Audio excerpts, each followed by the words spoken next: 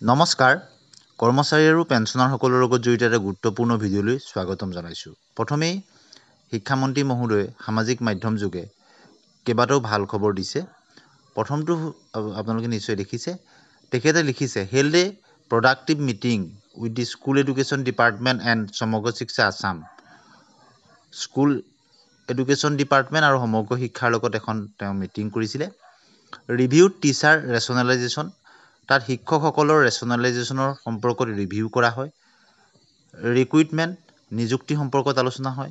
Appointment of head teacher in LPS, প্ৰাথমিক বিদ্যালয়ৰ প্ৰধান শিক্ষকৰ নিযুক্তি সম্পৰ্কে আলোচনা কৰা হয়। Special recruitment of contractual teacher, অৰ্থাৎ LP UP যি স্পেচিয়েল ৰিক্ৰুইটমেণ্ট কণ্টেক্সুৱেল টিচাৰসকলৰ সেই সম্পৰ্কত কৰা হৈছে। Including additional contractual teacher of secondary education, আৰু মাধ্যমিক পৰ্যায়ত থকা এডিশ্যনেল কণ্টেক্সুৱেল টিচাৰৰ নিয়মীয়াকৰণ সম্পৰ্কে আলোচনা কৰা হয়। এণ্ড কোৰ্ট কেছেছ, আৰু বিভিন্ন কোৰ্ট কেছেছবিলাকৰ বিষয়েও আলোচনা কৰা হয়। এই অত্যন্ত এটা ভাল খবৰ। দ্বিতীয়তে আমি আলোচনা কৰিম অষ্টম দৰমহা আয়োগৰ বিষয়ে। 186% বৃদ্ধি পাব পাৰে চৰকাৰী চাকৰিয়ালৰ দৰমহা, শীঘ্ৰেই ঘোষণা কৰিব পাৰে মোদী চৰকাৰে। কেন্দ্ৰীয় চৰকাৰৰ অধীনত কৰ্মচাৰীসকলে বৰ্তমান সপ্তম বেতন আয়োগৰ অধীনত তেওঁলোকে প্ৰতিমাহে দৰমহা লাভ কৰি আছে।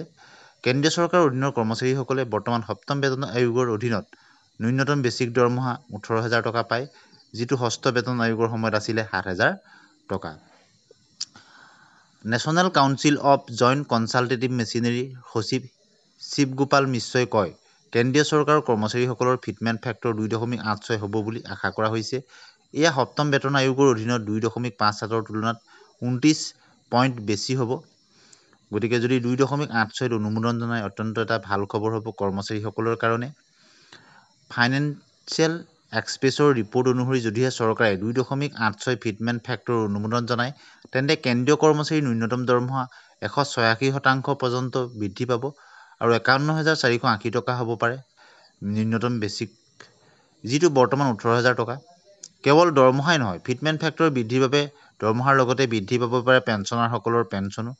গতিকে ইও এটা অত্যন্ত ভাল খবৰ। অষ্টম বেতন আয়োগৰ অধীনত পেঞ্চনাৰৰ পেঞ্চনো 186% বৃদ্ধি হৈ 25,740 টকা হ'ব বুলি আশা কৰা হৈছে, যিটো বৰ্তমান 9,000 টকা।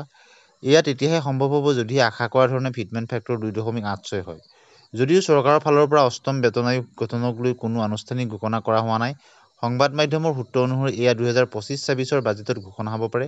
ডিচেম্বৰত national council of joint consultative machinery বৈঠকৰ পিছত অষ্টম বেতন আয়োগ গঠনৰ সন্দৰ্ভত স্পষ্টতা অহাৰ সম্ভাৱনা আছে। আজি বিশেষত এই গুৰুত্বপূৰ্ণ খবৰটো আপোনালোকৰ শ্বেয়াৰ কৰি দিলোঁ। ভিডিঅ'টো ভাল পালে লাইক আৰু শ্বেয়াৰ কৰি দিব। ধন্যবাদ।